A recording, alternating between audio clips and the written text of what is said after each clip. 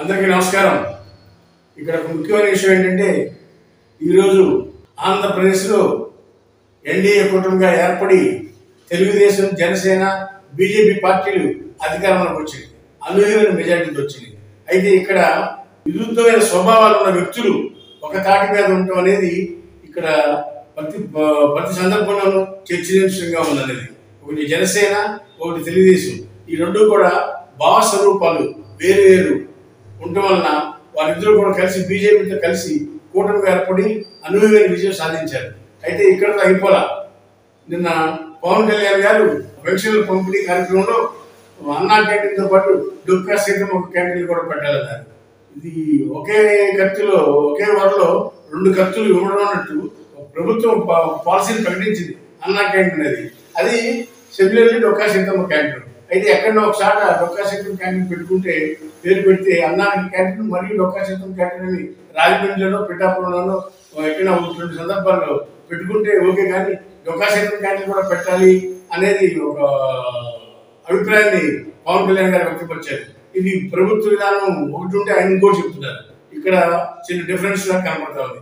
ఇకపోతే పవన్ కళ్యాణ్ గారు చంద్రబాబు గారు కూర్చుని మాట్లాడుకుంటేనో ఫోన్లో మాట్లాడుకుంటేనో సరిపోయే విషయాన్ని బహిరంగంగా నా ఎమ్మెల్యేలకి విప్ పదవులు ఇవ్వాలి అని ఇద్దరికి రెండు పదవులు విప్ పదవులు ఉంటే ఇద్దరు అభ్యర్థులు ప్రపోజ్ చేయడం, మరి 135 మంది తెలుగుదేశం ఎమ్మెల్యేలు ఆ పార్టీ ఏమైపోతారు?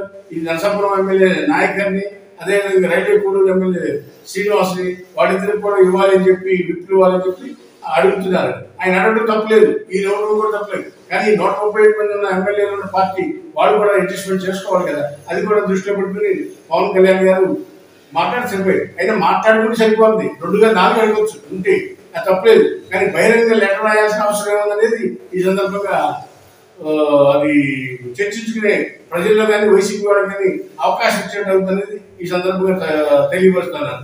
ఇకపోతే ఇటీవల కాలంలో వైసీపీ నుంచి ఎమ్మెల్సీ పదవులు రిజైన్ చేసి శ్రీ రామచంద్రయ్య గారు, ఇక్బాల్ గారు వీరిద్దరూ కూడా వైసీపీ పార్టీ రాజీనామా చేసి ఎమ్మెల్సీలు కూడా రద్దు చేయించుకుని టీడీపీ పార్టీ చేరారు. వాస్తవంగా అయితే ఆ 2 ఎమ్మెల్సీలు కూడా శ్రీ రామచంద్రయ్య, ఇక్బాల్ గారికి ఇవ్వాల్సిన నైతిక పరిస్థితి ఉంది. అయితే మరి చంద్రబాబు నాయుడు గారు ఇక్బాల్ గారికి ఏం చెప్పుకున్నారు కానీ ఒక ఎమ్మెల్సీ స్థానాన్ని జనసేన పార్టీ నాయకుడైన హరిప్రసాద్ వారికి ఇవ్వడంతో జరిగింది. మరి ఇక్కడ స్టెప్ చంద్రబాబు గారు కానీ టీడీపీ పార్టీ కానీ తగ్గి జనసేన మిత్రపక్షానికి ఇవ్వడం అనేది చంద్రబాబు నాయుడు గారికి కూడా ఖర్చు మీద సాము లాంటిది. ఎందుకంటే పరిస్థితులు ఇద్దరు కూడా అర్థం చేసుకుని ముందుకెళ్లాలని ఈ సందర్భంగా కోరుతూ ఉన్నాం. ఇకపోతే చంద్రబాబు నాయుడు గారు అపర చాణిక్యుడు. ఆ విషయం ఎవరు చెప్పినా చెప్పకపోయినా అదైతే వాస్తవం. ఆయన సామర్థ్యం గురించి కానీ రాజకీయాల్లో ఆయన అనుభవం కానీ ఎంతైనా ఒక పెట్టని కోట.